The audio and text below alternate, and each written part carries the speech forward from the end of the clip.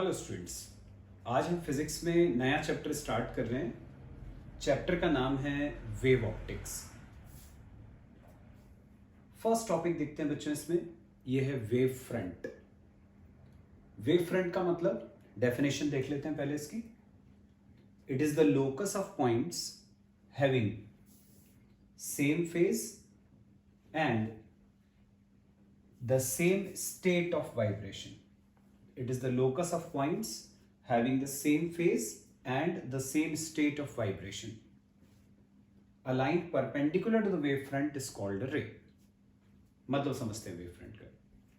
Suppose जैसे ये एक सोर्स ऑफ लाइट है, जैसे कि एक बल्ब है। अब उसमें से रेज निकल रही है, तो बल्ब में से रेज तो जो हैं वो तो सभी डायरेक्शंस में निकलती हैं। वैसे इसमें से सभी दिशाओं में ये रेज निकल रही हैं। हमें क्या करना है, सोर्स से इक्वल डिस्टेंस पे पॉइंट्स लेने हैं, सोर्स से बराबर दूरी पर। जैसे हमने यहां लिया, यहां लिया, यहां, ये सारे पॉइंट्स ले लिए अपन ने सोर्स से इक्वल डिस्टेंस पे। अब इन सारे पॉइंट्स का जो एनवेलप है, एनवेलप मतलब इनको मिलाकर जो शेप मिला, इन सारे पॉइंट्स को अपन ने ज्वाइन कर दिया, ये तो ये कहलाता है इन सारे पॉइंट्स का एनवेलप, इन सबको मिलाकर जो मिला शेप। ये जो एनवेलप होता है इसको हम बोलते हैं वेव फ्रंट। ठीक, तो इस वेव फ्रंट के ऊपर जितने भी पॉइंट्स होंगे ये सब सेम स्टेट ऑफ वाइब्रेशन और सेम फेज में। इसका मतलब क्या कि ये सभी पार्टिकल्स जो हैं वो आगे की तरफ, जैसे जैसे रेज आगे की तरफ जाएंगी वैसे वैसे ये पार्टिकल जो है वो अभी आगे की तरफ बढ़ेगा। तो ये सभी जो पार्टिकल्स हैं वो सेम स्टेट ऑफ वाइब्रेशन में है, मतलब ये सभी आगे की तरफ जाना चाह रहे हैं क्योंकि जो रेज हैं वो आगे की तरफ मूव कर रही है। तो ये जो एनवेलप है उसको अपन बोलते हैं वेव फ्रंट, और ये जो लाइन्स इस वेव फ्रंट के साथ परपेंडिकुलर होती हैं ये रेज कहलाती हैं। ठीक है बच्चों, तो अपन को समझ में आ गया कि वेव फ्रंट क्या होता है और रे क्या होती है। अब ये जो वेव फ्रंट हैं ये अलग अलग टाइप के होते हैं। पहला है सिलिंड्रिकल वेव फ्रंट। डेफिनेशन देख लेते हैं। It is formed at a finite distance from a line source.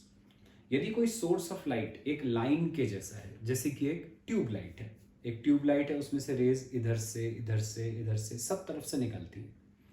तो यदि मान लो कोई लाइन सोर्स है, उसमें रेज जो हैं वो ऐसे सभी डायरेक्शंस में निकल रही हैं, ऐसे निकलेंगी, सामने की तरफ भी निकलेंगी, पीछे की तरफ भी जाएंगी। हमने लाइन से बराबर दूरी पर ये पॉइंट्स ले लिए। ये जो लाइन से बराबर डिस्टेंस पर पॉइंट्स हैं, यदि इन पॉइंट्स को अपन ने मिलाया तो इनका जो ये एनवेलप बनता है वो तुम्हें दिख रहा है सिलेंडर शेप का है। ठीक है, सिलेंडर इसलिए बनेगा क्योंकि जो रेज हैं वो सामने की तरफ भी आएंगी, पीछे की तरफ भी आएंगी। यहाँ से रेज ऐसे ऐसे ऐसे सब तरफ से जा रही है, तो इक्वल डिस्टेंस पे पॉइंट्स लोगे, उनको मिलाओगे तो यहाँ एक सर्कल, यहाँ एक सर्कल, यहाँ एक सर्कल, सबको मिलाकर एक पूरा सिलेंडर बन जाएगा। तो इसको अपन बोलते हैं सिलेंड्रिकल वेव फ्रंट। तो ये किसकी वजह से मिला? लाइन सोर्स की वजह से मिला, और एक फाइनाइट डिस्टेंस पर मिला, इतनी दूरी पर अपन को मिल रहा है। ये वेव फ्रंट का पहला टाइप। सेकेंड टाइप है spherical wave front. Spherical wave front में जो सोर्स है वो पॉइंट सोर्स होना चाहिए और डिस्टेंस फिर फाइनाइट। तो it is formed at a finite distance from a point source. तो ये पॉइंट सोर्स, ये जो मैंने बनाया था, ये स्फेरिकल वेव फ्रंट ही है। पॉइंट सोर्स से बराबर दूरी पर पॉइंट्स लेकर अपन ने एनवेलप बनाया तो ये स्फीयर शेप का बनेगा।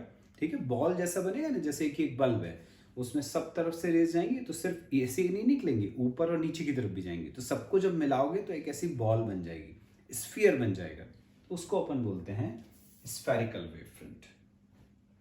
थर्ड है plane wave front. It is formed at infinite distance from point source और लाइन सोर्स। मतलब कि जो सोर्स है लाइट का वो पॉइंट भी हो सकता है, लाइन भी हो सकती है, कुछ भी हो सकता है, लेकिन जो डिस्टेंस है जो अभी तक फाइनाइट था वो इस केस में इनफाइनाइट हो जाता है। देखें कैसे। सपोज जैसे ये सोर्स ऑफ लाइट है। अब यदि मान लो अपन ने यहां से कुछ दूरी पर ये वेव फ्रंट बनाया, ये वेव फ्रंट जो कि एक स्फेरिकल वेव फ्रंट होता है, मैंने उसका इतना पार्ट बनाया। यदि मान लो अपन दूरी बढ़ा दें और ज़्यादा डिस्टेंस ले लें तो ये ऐसा हो जाएगा, और ज़्यादा लोगे ऐसा हो जाएगा, और ज़्यादा लोगे ऐसा हो जाएगा। मतलब तुम्हें दिख रहा है कि जो वेव फ्रंट का एक छोटा सा पार्ट है ये ऑलमोस्ट प्लेन होता जा रहा है जैसे जैसे मैं दूरी बढ़ा रहा हूँ। तो ये सोर्स से बराबर दूरी पर, सोर्स से इनफाइनाइट डिस्टेंस पर, बहुत ज़्यादा दूरी पर जो वेव फ्रंट बनता है उसको अपन बोलते हैं प्लेन वेव फ्रंट। तो ये प्लेन वेव फ्रंट होता है, भले ही सोर्स कैसा हो। ये मैंने पॉइंट सोर्स बनाया, लाइन सोर्स लोगे तब भी ऐसे ही होगा। जैसे ये लाइन सोर्स है, उसके पास में ले रहे हो तो ऐसा सिलेंड्रिकल वेव फ्रंट बन रहा है। दूर लोगे तो यही सिलेंडर का कर्वेचर बढ़ जाएगा ऐसा, और दूर लिया ऐसा, और दूर लिया ऐसा, प्लेन हो गया। तो ये इससे इनफाइनाइट डिस्टेंस पर अपन को प्लेन वेव फ्रंट मिलता है। आ गया? नेक्स्ट टॉपिक है बच्चों हाइजेंस प्रिंसिपल। देखते हैं प्रिंसिपल क्या कहता है। It is essentially a geometrical construction which gives the shape of the wavefront at any time. Each point on the given wavefront is the source of secondary wavelets. A surface touching these secondary wavelets tangentially in the forward direction gives the new wavefront. इसका मतलब ये जो Huygens principal है ये एक geometrical construction method होता है जिससे हम नए वेवफ्रंट का शेप पता कर सकते हैं।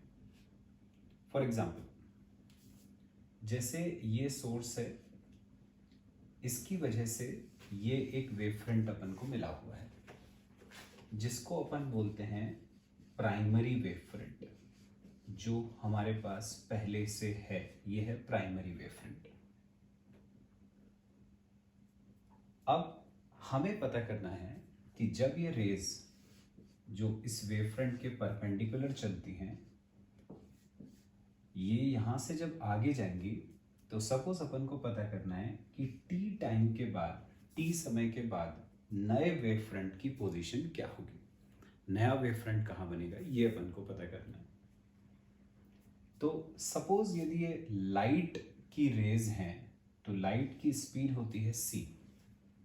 तो हम ये पता करेंगे कि टी टाइम में ये लाइट रेज यहां से कितना आगे बढ़ेंगी। मतलब अपन को लाइट रेज के द्वारा चला गया डिस्टेंस निकालना है। तो तुम जानते हो डिस्टेंस होता है स्पीड इनटू टाइम। तो डिस्टेंस हो गया c इंटू टी।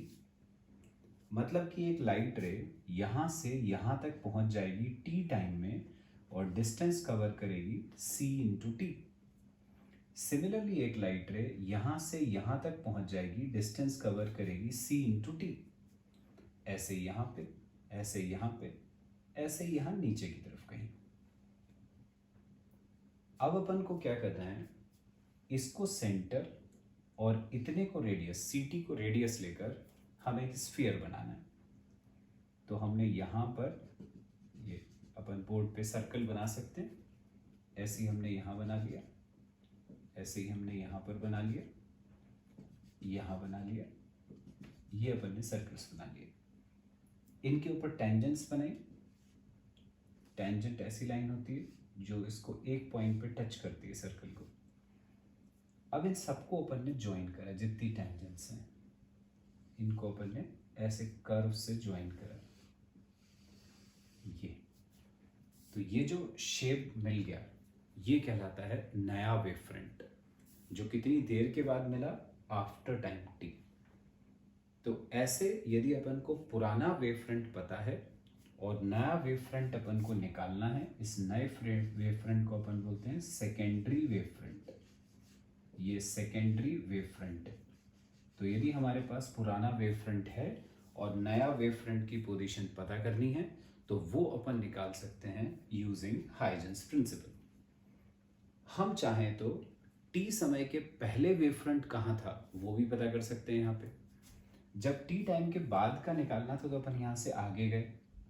अब हमें पता है कि रेडियस यहाँ ct है तो यहाँ भी ct हो। तो यहाँ पे यदि अपन टेंजेंट्स बनाएंगे तो अपन को पता चल जाएगा कि t समय पहले वेव फ्रंट की पोजीशन ये थी। तो इसका मतलब हाइजेंस प्रिंसिपल एक ऐसा ज्योमेट्रिकल कंस्ट्रक्शन मेथड है जिससे अपन किसी प्राइमरी वेव फ्रंट के पहले या t समय के बाद वेव फ्रंट की पोजीशन क्या होती है वो हम पता कर सकते हैं।